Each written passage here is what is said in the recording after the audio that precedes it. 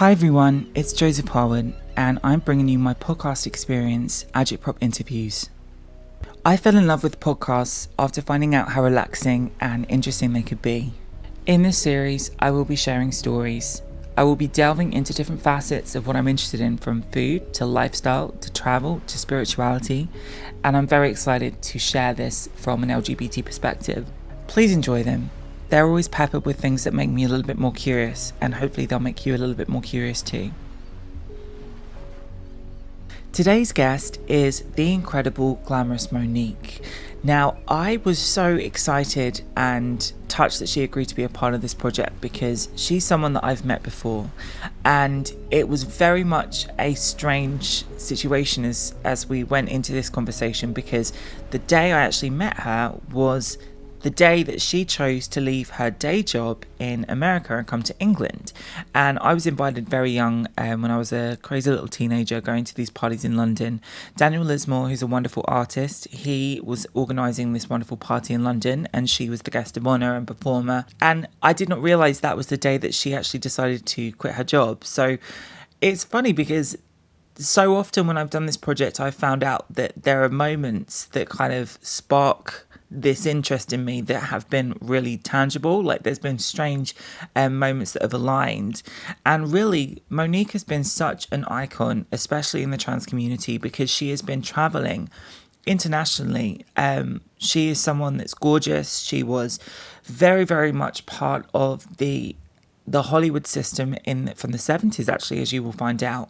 She was someone that actually experimented with plastic surgery and has many stories. She's been on the television show Botched. She's done so many iconic music videos which have been legendary in the LGBT world. And I thought that it was incredible that there wasn't enough information about her out there. I thought there was so much more that she had been through that could teach younger trans people and younger trans women. I was really, really, really excited to speak to her, and I was a bit nervous, as you guys will hear. I'm very much one of those people where I think I give it up to people that have walked through paths that I have yet to do. And I'm always intrigued and wary that people are going to think, who's this little chicken trying to talk to me about all this nonsense? So I was a bit nervous, but I think it went well. It was an incredible conversation, and I'm excited for you guys to hear it. Okay, I'm ready. Oh, so I wanted to know, where did the story of the Glamorous Monique start? I read you were from Orange County, but I was wondering if you could talk a little bit more. Yes, I'm from Orange County, born and raised. My parents are from there also, which is kind of unusual because everyone from California is from somewhere else. Um, I was raised in a middle class neighborhood family. My father and mother, my mother back in the 60s worked when most mothers didn't. So we always had extra money. So she spoiled and indulged my sister and myself. And I went to parochial school, Catholic school. I was an altar boy. Um, I graduated from high school, went to college, got a degree to go to college. I got a scholarship to go, two of them, believe it or not. And I went and I got my degree in criminal justice. And while I was going to college, I started going out to the club in Hollywood, which is maybe 30 miles north of here. And I started going out, and 40 years later, I'm still here. Well, it's been quite a journey, because you actually transitioned very, very, very early on in terms of the world's kind of perspective of when SRS became a thing. And I wanted to speak more so because you've been such an iconic figure within like the trans spectrum. And when did you start to feel like there was an option? Because I don't even know what it would have been like, but when did you feel like there was an option that you had to be a different version of yourself that would make it more comfortable for you? Oh, probably 3 years old. I knew at three that, our first realization of what the world's about and what you're about. I was very early, and I knew what was going on. I didn't know what was going on. I just knew what I wanted, and I was going to go get it. And I idolized sex symbols and people that were very glamorous, and I started striving towards that. Yet I was a very introverted person as a little boy, because I hid all this to myself. Was there anyone that was like in your conscious that had transitioned, or was that still so like a new concept? No, I knew about it. Um, Back then, there was the only one really that had any notoriety, at least in America, was Jorgensen, Christine Jorgensen. You know her? I have, yes, out of reference only, yes. Yeah, she was the first one. I think in 1953, she went to Denmark and had the surgery and came back.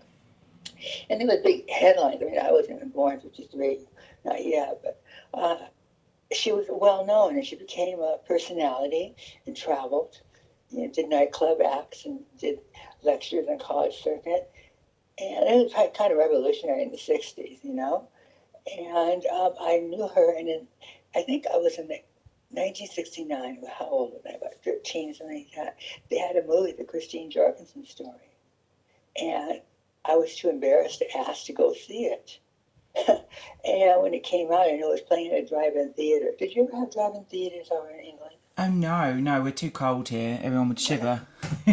Oh yeah, we could put our little pajamas on and go play. And it's like that until the movie started. Well, it played here, and I remember when the little boy that played her as a little boy, the actor, was on a show called Farmer's Daughter with Inger Stevens. She later committed suicide, the actress. But I saw it, we were driving by the drive-in, and I saw it and I said, oh my God, that's that little kid. And I just kind of just kept it under wraps. And when I was in the ninth grade, Look magazine, there was a magazine called Look. And have you ever heard of Look? Yeah, I have, yes. It was Look and Life with the two big, pictorials that would come out every week. I came home from school, I was a latchkey kid. I was in the ninth grade. I came home from school, opened the door, my parents were still at work, and I saw this article about transsexuals. My heart raced, and I looked at the article and I read it. It was a big spread, like maybe 7 pages. And I looked at it and I got something happened to me. I got that magazine and I ran down the alley and I stuffed it in a trash can way at the bottom, way like 6 houses away from me. I don't know why I did that. I guess it exposed something. I wasn't ready or whatever. And that was how I knew that this was possible. Sure. And it wasn't like an accessible thing, because obviously you just said there were surgeons like overseas. Like I've done a lot of research on April Ashley, who's from the I've UK. heard of her, yes. Because Is she alive? Yes, she is, and she was given an award by the Queen, I think, a few years ago, which was quite interesting. But it's been like there wasn't doctors that just operated in this way, was there, at the time? So how did you even find out about where to No, go? they were doing it. They were doing it at the Dr. Benjamin spot. Benjamin, he was over in Maryland at the big clinic. Oh God, what is the name of that clinic in Maryland? It's a big clinic, very famous. Okay. It's skipped my mind right now, but they were doing it then, and they were doing it there. Did you want to go like the full SRS straight away? Sorry to ask you all these invasive questions. Tell me to shut up if I'm saying too much. Did I what? Were you interested in getting SRS straight away? Was that? Of course. To me, I don't understand why somebody would just go so far and keep their penis. I mean, that's not what I wanted. No. And when did you? That's not what I wanted. That's not what I was about. And what was That your was family? Were your family supportive of your decision? Mm-hmm. I waited. I graduated from high school, and when I was starting my college, my father had just died. My father died on my 18th birthday. Oh, I'm sorry. Yeah, he was only 47 of cancer. And so within a year, I told my mother, she was getting ready to go out, and I told my mother, and she just looked at me and she goes, okay. So I got dressed in a shirt, and she goes, oh, you're beautiful.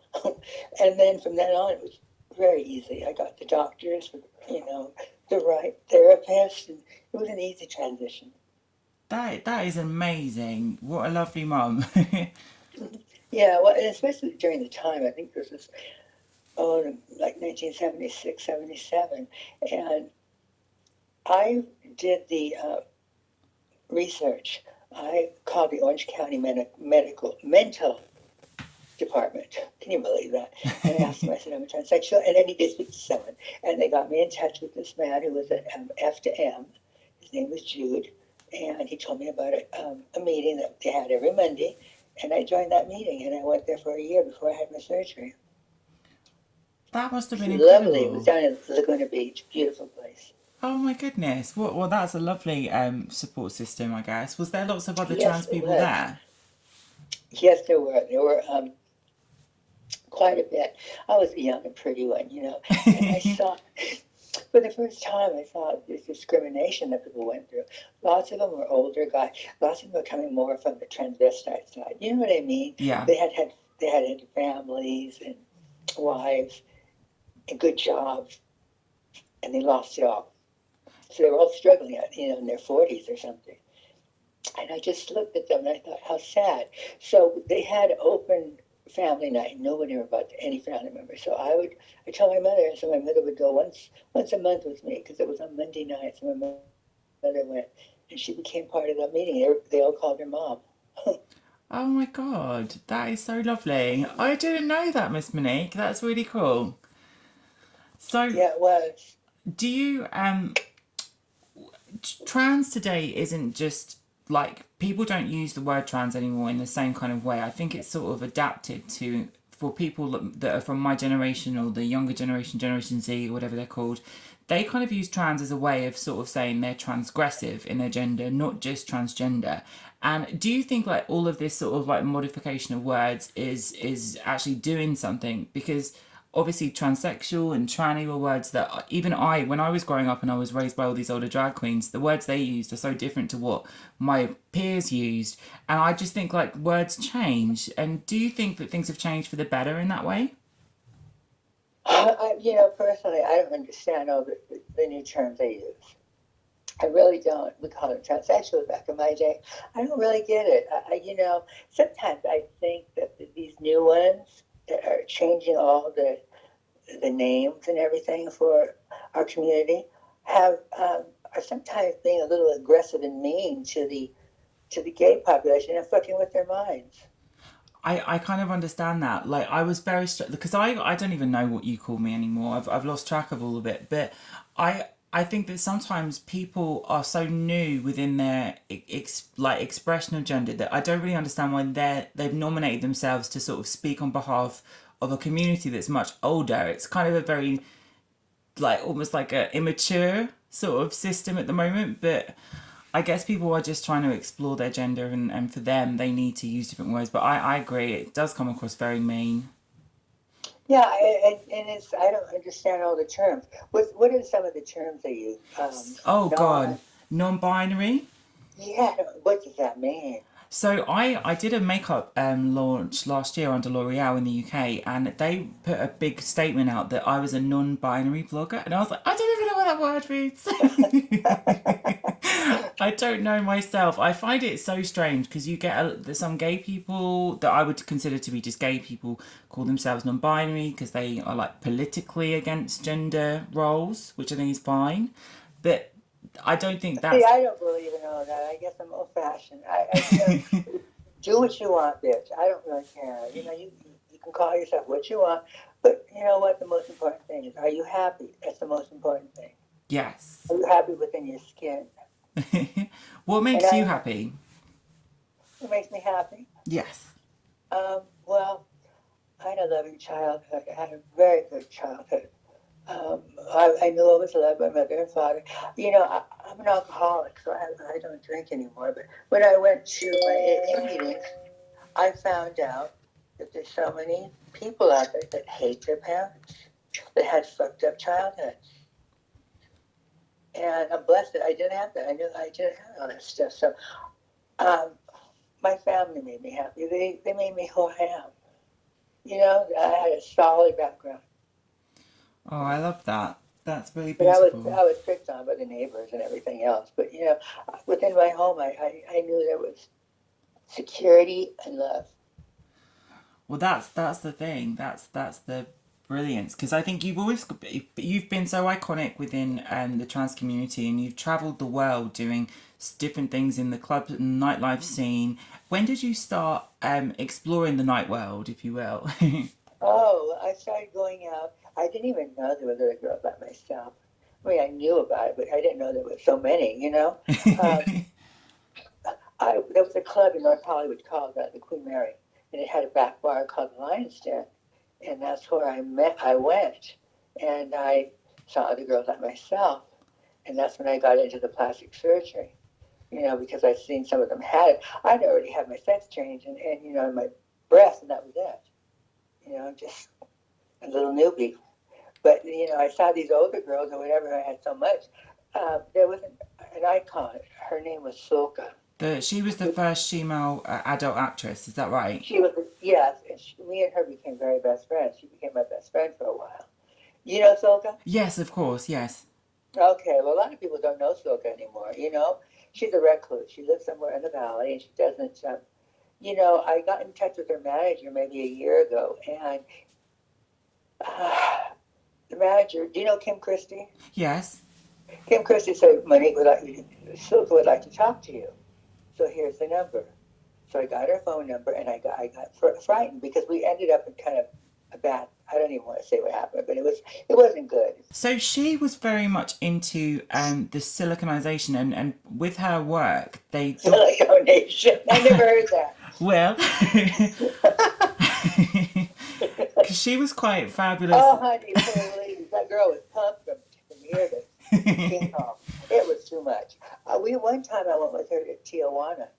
I used to get my silicone with the doctor down at Tijuana, Dr. Rivera. And we went out Saturday night in Hollywood, you know, went to the clubs, and I was so hungover in the morning. The worst hangover of my life. And she was raring to go down to Tijuana. And she drove my car, and she can't see. And it was fog on the road going down there, 100 miles south of here.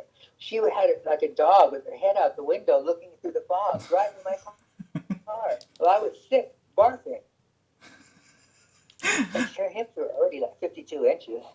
Oh my God. She was huge. I mean, yeah. But everybody thought me and her were, people still to this day call me Sulka. They think I'm her. I said, no, I'm not her. That's so interesting. So in regards to the silicone and the free kind of injector silicone, yes, you've been quite active in the last few years because you've spoken about things when you were on the TV show Botched, and you were speaking a little bit about how... Oh, I may be on Botched again.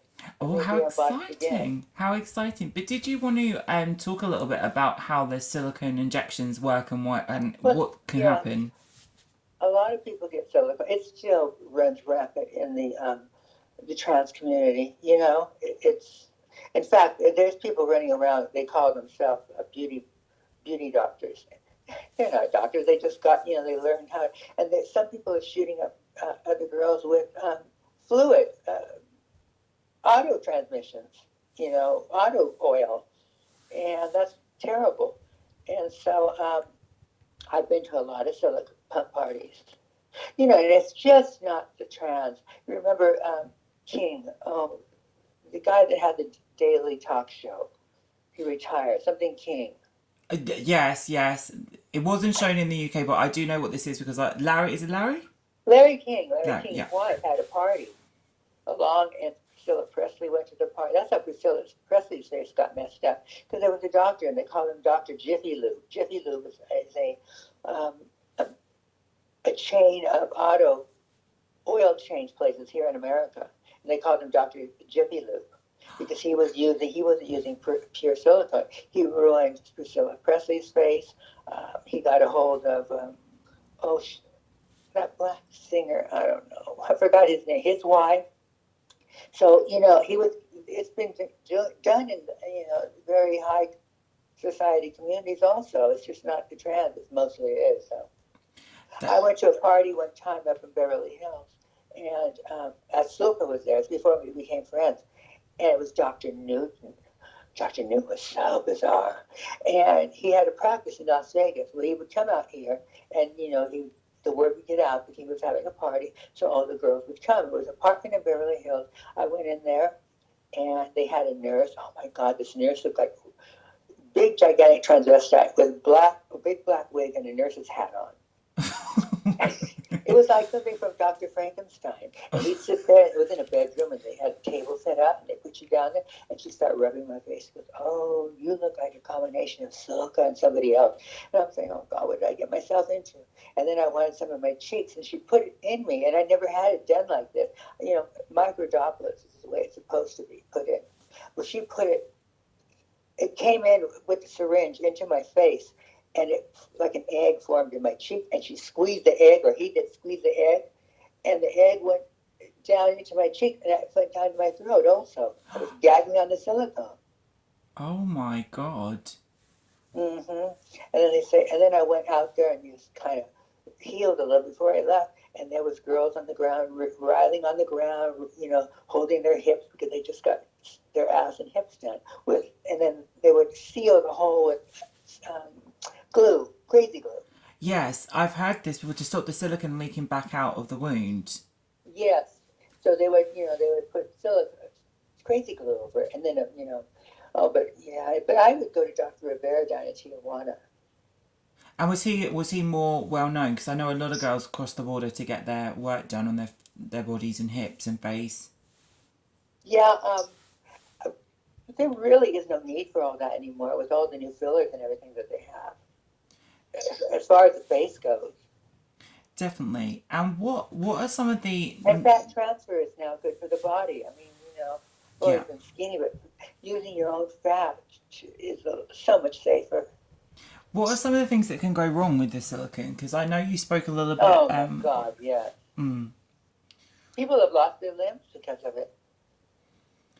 It's so, I think, because people have such different reactions to it, because some people... Exactly. You could have the same procedure done with the same doctor, and you could have two different outcomes. And what are some of the symptoms that can happen? And because when you were on botched, you initially went on to botched because you wanted to have silicone removed. Is that right? Right. Well, you see, I went on botched, and with that intention. But the casting agent really liked me. She goes, I'm going to get you on that show. She goes, I'm going to put together a really good package for you so that producers could see. So they called me in, and I spoke to the doctor, and they really liked me. They really liked me. So basically, when I told them that, they were, no, we can't really do that. Because, they don't want to put themselves in a bad light. Yeah. Have you ever seen anything on botch where the surgery comes out wrong? No. Yeah. Yeah, and it's risky, isn't it, to do the silicone removal because you can make the problem worse. Have you ever seen an episode of Botched where the doctors, Nassif and Dubrow, where they can't fix it? They don't do it that way. They only take cases that they know they can fix. Sure. And what was your experience like on Botched? Because I was wonderful on Botched. It was. They liked me. I told you. Yeah. So. The doctors told me, well, we can't really do that, but you have silicone maybe in your body and hip. We can take some out. They go, you have something wrong. You have too much in your face right there. Oh, you got pixie ears. I didn't even know I had pixie ears. And so what they did when they did my pixie ears, they gave me a facelift. So I had the facelift, and they gave me also a tummy tuck. And they said, oh, I had copious amounts of silicone in my stomach, which was a lie. But, wink, wink, that type of thing. Yes. They just wanted me on the show, and they were really nice. They did that video. Brad Hammer, I got him to produce it. I got him the job. And now he's huge now in doing films and videos and things in the GBLT community, LGBT. That is amazing. And would you continue to go and have more procedures done to help with the silicone problems? Or what do you feel about things going forwards? Well, I've had so many. I've had probably over 100 procedures just removing silicone from my body. It's very risky because, silicone is it's liquid plastic. Yeah. And it attaches to your insides, and you just can't really take it all out. That's what and I had one doctor here years ago take some silicone out, and he didn't touch my buttocks. He goes, as long as it's not really giving you not festering, nothing, what we're going to do is we're going to lift it. So they gave me a butt lift. What they did is they sliced me from hip to hip and the back and lifted it up that way, so it gives the illusion that, it's not so bad. And I really liked it. I'd like another one. I had it taken, I've had it taken out of my hips at least 6 times. Oh gosh, I'm so But sorry you you have have to to go get through covered with it. the scars. Gosh. And I was watching an interview and you were talking about the Dr. Brown, who is known as the Oh, Butcher. yeah, And Dr. Brown. Dr. Brown was called what was his nickname? the Butcher. Oh, yeah, Sex Change Butcher. Well, his thing was he thought he was specializing, he said so, in sex change by using your intestine and bringing it down, so it Hmm. formed the cavity that way. And he fucked up a lot of people, a lot of girls. He would connect the wrong thing, and sometimes people would shit what they were supposed to piss, and it was horrible. And the girls that had it, they would have to become his assistants. That was part of the deal. So they would help with future surgeries. Isn't that bizarre? Wait, so he would agree to do surgeries if he could recruit you as like a nurse? Yes, I did yes. not know that. I've done so much research into this man because there's obviously so much like scary stories about this. I did not know that. That's insane. I know. I know a girl who did that. Her name was Dalma. Dalma became a big fashion model in Paris years ago, but she had this surgery and she did that. And he had no office. He had lost his license years before, so he was doing it in garages and old down beat up offices in downtown LA. He was not reputable, and I went to him because one time some guy squeezed on my right implant too hard and it started to leak. And my implants are huge. So I said, oh my God. So I just borrowed quick money from my sister. I called him up. He goes, okay, can you meet me down in San Diego? He was based in San Diego. So I went down to the Marriott Hotel, met him in the parking lot, went over the border in his little wood paneled Chevrolet station wagon, and he introduced me to his doctor who had the clinic down in Tijuana across from the bull ring. And it was late in the afternoon, and I said I would like the silicone removed for my cheeks, softened a little, and also my right breast.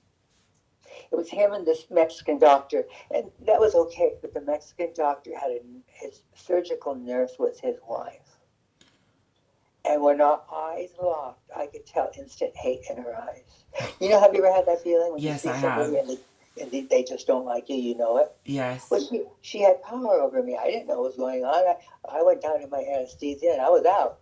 Well, I woke up in pain, yelling and screaming, and I didn't know what was wrong. She splashed. I've had lots of facial surgery.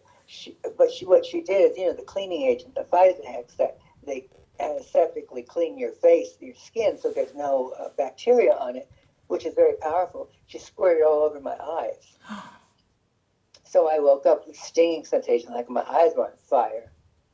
That's the first thing. And then I asked for a towel in Spanish, and they got me a towel. And it was an ugly little hospital. It was ugly. And next thing I know, I was still in a lot of pain. What's going on? So I called, got another nurse there. She left the morphine needle in my ass and sat me and put me on the needle, laid me down on top of the needle. She didn't take it out. Oh my God. I'm so sorry you've gone through all of this. Yeah. But there's another doctor. He's Dr. Orentrike. He's the first one that really invented what do they call it? FFS? Yeah, facial Feminist feminization facial surgery. surgery. Yeah. Yeah, well, his name was Dr. Orentrike. He retired a couple of years ago. He was getting really bad. He was getting too old to do the surgery. But he had a nurse, and it's legendary. He had a nurse that hated transsexuals, and she was the one that was working with the girls. Can you believe that? Oh my God. And she had my girlfriend had a nose surgery, and she went in there after when she was lying, you know, she thought she was still out. She took after they'd done her nose, she took a little surgical hammer and hit her on the nose. Are you serious? Oh Yeah, my God. and there's a lot. Her husband at the time left her for a TS, so she had this vendetta against him. They can make a movie on this kind of thing.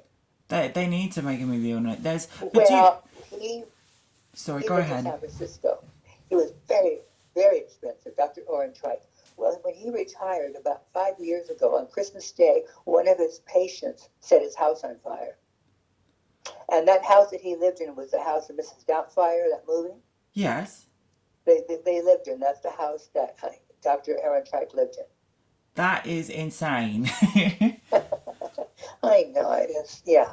What a history lesson. I'm so like, because I was so nervous to talk to you because I was like, oh my God, you're a icon. I'm going to ask all these questions. I didn't really think I was being too invasive. But all of this stuff is so important because I think I don't know, like, from my research, because I'm always trying to learn and research more things about the community, and it's like, you can't see a lot of this stuff online. A lot of it's passed on word to mouth. And I think like when I did this project and I wanted to speak to some other people that inspired me, I wanted to share some of this story. So thank you for being kind enough to talk through all the surgical stuff because I'm sure there's more. I have lots more. I mean, you have 225 surgeries. You got lots of good stories. So when did you start to become recognized and start really touring? Because I know you were on the like California side, but you did also work a lot in New York City. Yes. I was working, that I had a job at the Department of Corrections for Yes. 29 and a half years. And so, when you're a government worker, you get lots of benefits. So Yes. I was, anytime I get any vacation leave, I take off and go to New York for a week. And I start going to the club that was run by Michael Alec, Sure. Party Monster. Yes. Yes. And I met him, and I met lots of people that, like Amanda, Kenny, all those people, Yes. that were in the scene at the time. And they had a night called, was that Lima, and a Wednesday night, Disco 2000, I believe. Yes. It was so much fun. And they said, okay, well, you want to work? I go, okay. And they gave me like $200 and all the drugs and booze that I wanted. And I just showed up and did nothing. But the reason I got in there, I didn't know what was going on that night. So I just went to the door of the place, and Kenny was working the door. And he goes, oh my God, you're amazing. You need to meet Michael. So I went looking for Michael. Did you hear that story, how I met Michael Alec? No, tell me. Well, they said he was up in a room somewhere. So I went looking for him, and I saw this private room, and there was a table and people sitting around it. And I would say, hi, are you Michael Alec? No. Are you Michael Alec? No. And then he goes, I'm Michael Alec. And I said, oh, hi. And I sat down next to him and was talking. Next thing he knows, he pulled his dick out, and he grabbed my hand, he started jacking off, and then he came. And it wasn't even him. Oh. Oh, how embarrassing. And he took off. Well, that's an interesting introduction. Did you actually meet Michael that night? Oh, yeah, I met Michael after that. Yeah, later on I did. I told him the story and he laughed. But, the Limelight was just an old church. Yes. Yeah. And I met Amanda. Amanda didn't even look, well, she looked different then. And I met all those people, and it was fun. So I would just always go to New York when I had a chance. And, I'd call Michael, and he'd say, okay, well, you can work this club. And that's how I started getting known. Ah, I see. So it's kind of like an osmosis adventure-ish thing for you. Mm-hmm. So what did you, with the, like, were there a lot of trans women that were openly trans within this nightlife scene? Because obviously there are people like Amanda Lepore, Sophia Lamar, and just so many awesome, like, icons like yourself. But what was there, like, how was trans women treated within that environment? Oh, they were the queen of the hop. Oh. They were, because it was their club. It was made for their taste, everything, it was stylized for them. So you were queen of the hop, but then you can go to another gay club down the street and you'd be spit on practically. You know what I mean? Yes. It was the club kid. It was a day of the club kid, and even though I didn't dress as a club kid, I was recognized as somebody. So that's why I enjoyed going there. And you also went to London quite a lot in the 90s. Oh, yeah. I went to London over 38 times. I was looking at my 20 years of passports. And I started going there, and I started hanging out with my friend. You know the singer Sarah Brightman? Yes. I know her brother, Jay. He's a very good friend of mine. And I met him years ago at Heaven, like in Yes. 90 something, 92, 93, whatever. And I knew the guy, his name was something Churchill at the door. He was so sweet to me. That was And when I was so, born, so unfortunately I don't know the references that well, Heaven was wild back in the day. It really was. It was like Satan's den in there. And I would go and I had a ball. And I met them and they said, well, we're having something. The guy at the door is having a private party tomorrow. So I went and it was a private party and I met these two, Jay and his partner at the time. And their drag names were Betty Boogaloo and Celeste West. And they started, promoting parties and being, hosting parties. So then I would go out with them and we had so much fun that I would go maybe 4 times a year to London. Oh, I see. So And that's that's how I how. started getting known there. And then it wasn't, and then I met Daniel. I met Daniel late, like maybe 17 years and 18 years of going there. Met him towards the end. Okay. Because I think Heaven now is at a But different venue. London is Heaven what? I think it's at a different venue now, but they still have Heaven is still there, but it's not. It's I think it's a different place to where it used to be. Yeah, it used to be something, the Churn Mills or something down below. You have to go down it was like on top of below a bridge or something strange. Yes, lots of crazy clubs are below bridges in London. That's where all the crazy trolls go, I think. Oh my God, there used to be one. What is her name? Lady something, blonde. I'm so bad with names today. The American drag queen, Lady Bunny. No, she's British. She worked for Vivian Westwood, been a model. Oh, Lady Lloyd, I think. Lady Lloyd, yeah, that one. Lady Lloyd and, who's the DJ that's very iconic in London? Tasty Tim. Tasty Jim, yeah. They used to have a night years ago down somewhere in London. It was so much fun. But they tore it down to build a subway That was cool. station. I just interviewed Dusty O for the Oh, yeah, podcast. Dusty O. I used to go to her house for tea afterwards. Oh, did you? Yes, I love Dusty. Oh, she's so nice. We were talking about her. Now she's an artiste. She does these amazing Oh, I paintings. know. She's an artist now. I know. We're friends and we correspond with each other. Oh, that's amazing. It's so funny, isn't it? All these like magnificent people around the world. There's like a network where everyone knows each other. Yeah, I know. It's a small community, really. It was so strange because I think like when I was a kid, I was so nervous because I had an experience because I'm from like I just am myself. I've always just been myself. But when I started to go to London, I was probably about 16. So I used to sneak into all these like clubs where all these people were. But I got really like I don't know. I think I was a bit kind of like agoraphobic by the whole scene. So I kind of skipped going to all of these fun places. Now I regret it. Oh, yeah. They had a lot. How's the scene in London now? I don't even know. I don't honestly know enough about it anymore because I truly don't go there much. It's I'm kind of like a recluse. I just sit and work and do my thing, and I've got a partner, and we've got a house in France that we're renovating, and just I'm trying to like do worky things at the moment. So I've been What part avoiding all of the France? fun. It's in Limoges. Okay. I've been It to Paris many times. oh, I love Paris. I love Paris. I was there But recently. they're mean to Americans, so. I've yes. There is a sort of like xenophobia, I think, from the French. But I went to there on my honeymoon with my husband, the German, and I met him at Limelight. I only knew him 11 days before we got married, but we went 18 days, something like that. And we went to Paris. His parents lived in Bonn, Germany, and so they sent us. I flew over to Bonn. He left here, went home, and then I flew over there on Valentine's Day. And I met his family. They were lovely. They loved me. And they sent us on a honeymoon. We had a beautiful honeymoon suite on the Champs-Élysées, a beautiful hotel. I forgot what it was. But on our last day there, we put our luggage and we put it downstairs. And the train didn't leave back to Germany until late in the afternoon. So we just went walking around and had coffee or whatever.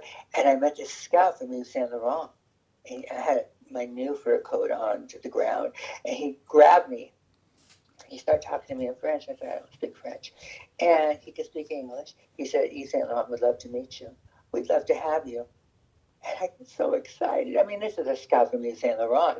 This is a dream. And my husband said no. Oh. I know. That was the first fight we had. He acted like he had a stomach ache, and we didn't talk. Like a 6-hour train back to Germany, we didn't even talk to each other. I was so pissed, and I still regret that. Oh, but you've become an icon in many ways, so bigger plans and different plans are meant to be. Yeah, I know, but you know what? You think about things like that. But how Yes. can somebody just say no? I wouldn't say no if somebody, he was a jeweler, if somebody from Cartier said, oh, could you come over there and, would you like to be a goldsmith for us? I wouldn't stop them. No, of course not. It's really like a different form of transphobia, isn't it, really? I think like people get that in different work and roles. And then again in relationships. Did you ever work in Harvey Nicks? No, I've never, ever, ever had a normal job. No, I mean, okay, have you ever done, oh my God. I'll tell you a story. We used to call it the scene in Harvey Nicks. Oh, I can imagine. Well, this was years ago, and they weren't used to seeing this, And I would go in there, and there were so many rude queens, gay guys that worked there that were just mimicking me. I mean, it was hysterical. We even called up the management to say, well, my friends did, that they're being very rude. But I used to like to go up to the fifth floor and have drinks up there. Yes, on one of the floors in Harvey Nicks is the Roger Dove, who is the fragrance perfume professor, and they've got like this beautiful like perfumery, and he invited me for tea there once, and I'd never been, so I didn't know what the vibe was, so I totally understand what you mean. Yeah, she, I don't know. These queens think they own the place. Honey, you're just a shop girl. Yeah. Do you think that there is like a weird sort of dichotomy between like the gay world and the trans world, because it's the LGBT world, but sometimes I think gay people can be quite transphobic and quite intolerant. Oh yeah, they can be, and I think it works both ways. Yes, that's a good point. Have you Mm-hmm. had any experiences in nightlife where the gay people have not been so receptive or supportive? Oh yeah, like for years here in Hollywood, I didn't care. I just kept going. I was going to have a good time. I didn't care what people thought I said. And well, can you go to the Boys Town in West Hollywood? But now it's more open than it used to be. Yeah, I got a lot of transphobic type of behavior at me, of course. It's so interesting to hear, and I think like as you mentioned earlier, you worked in the Department of Corrections. Mm-hmm. What was that? What did that role entail? Because in the UK, I think we have a different system somewhat. So I was going to ask you a little bit about what that job was. Well, that I worked for Department of Corrections, Parole, and Community Services. Parole is when you get released. Basically, you're still doing time, but you're out back in the community. You have to report to a parole agent, all that kind of stuff. And Yes. you either get a 1-year parole or a 3-year parole. And I worked in the records department, and I worked my way from clerical all the way up. I already had a degree, but I found very much discrimination there. I hit a glass ceiling. I ended up with a position called a um, correctional case records analyst. Basically, I was a legal custodian of felons' files. I maintained their dates. I made sure they got discharged on time. If they paroled, if they did a revocation, they committed a crime while on there, I would present it to the board of prison term. It was very detailed and very nerve-wracking. It really was, because it was all time-related, and it had to be done in a timely fashion. So I was a nervous wreck all the time, but I stayed there a long, long time, and I'm glad I did, because I'm reaping the benefits now. Yes. But yeah, it was, I was discriminated against. I wanted to retire as a parole services associate, which is an entry-level parole agent. As a parole agent, you would get better pay, better retirement benefits, better union. They're very powerful. And I interviewed for over 9 years, time maybe 6 times. and I never got hired. And I would go up to some of the people that were on the hiring interview panel, and they said, "Oh, Monique, we chose you as number one many times." And when it went up to the top management, they always nixed it. I never got it. So when there was a girl, I came in really dingy, not very smart. She, I, uh, I was so good. I'm not, you know, bragging about myself, but they would have me um, to train new employees. And I had this one girl, I trained her to become my position I was as an analyst. And she worked there maybe 2 years, and then the next interview that came up as a pro service associate, we both interviewed. She got the job, and she had just done that job 2 years, and I'd been doing mine like 17. So I said, fuck it. So I had my age, which needed to retire. I had my time, and I left. Oh, I'm sorry you didn't get to the position you wanted, but... Oh, that's okay, because the next day I went to London. So that's when you saw me. Oh, was that then? It was. My last day was December 30th on the job, and I took a plane that night, and I went to London, and I was there. Daniel picked me up at the airport. I was there for New Year's Eve. Oh my god, well isn't that uncanny? I know, and so I don't look back now. I don't. Oh, that is a wonderful synchronistic moment. Yeah. Do you have any advice for younger trans women today, or would you just say just find your way? Like what would you say to younger trans community? I really don't have any advice. Just be yourself.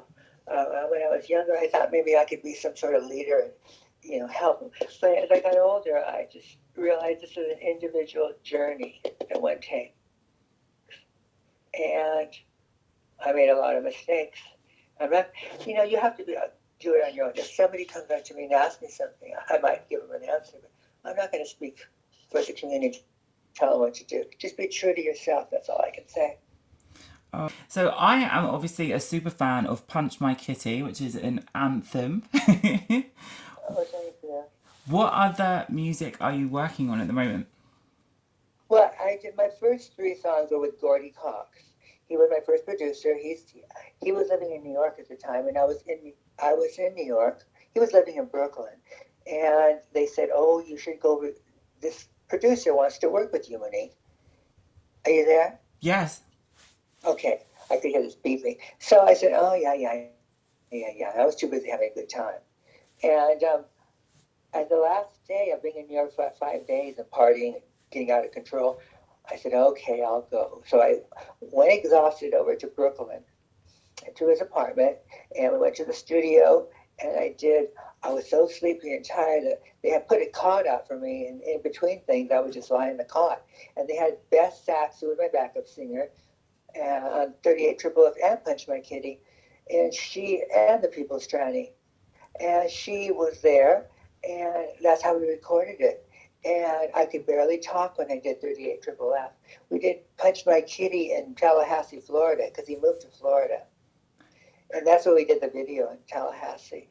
And then we did the People's Tranny in Tallahassee. Then I worked with him, and then I moved on, and then I moved on to another producer. I forgot his name, and then George Cochran. And he was in LA, and I did My Daddy Loves My Plastic and Sugar Daddy. And then I moved on to somebody else, and Neon Music. And he did Tighten Up 2 years ago. And then, these are people that want to work with me. I've never had to go search for anybody. And then the last one is Tyler Stone.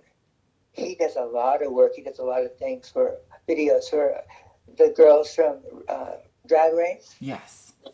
He's worked with Trinity Tuck. He's worked with Sutan, Sutan one. Raja. Raja. So he asked me, and we worked on it. It took a year to do it because he had other projects he was doing. And so I did my latest one called Young, Hip, and Snappy. It just came out a couple of days ago, and it's wonderful. I love it. And it wouldn't have been so good if it weren't for him. If you haven't heard it, go buy it. It's available on iTunes and all your other music stores. You'll love it. I Stay will young, hip, and happy. Get it while it's still young. I will post every link to it on the interview and share it when we go live. So thank you. Okay. Thank you so much, Monique, and sending love. Thank you for taking the Well, time to thank speak to you. me. Oh, thank you. And hoping you are fabulous through lockdown and you continue to make amazing art. And yeah. All Okay, right. thank you, darling. Take care. I'll speak soon on Facebook just to catch up. Okay. All right. Bye. Thank you. Bye.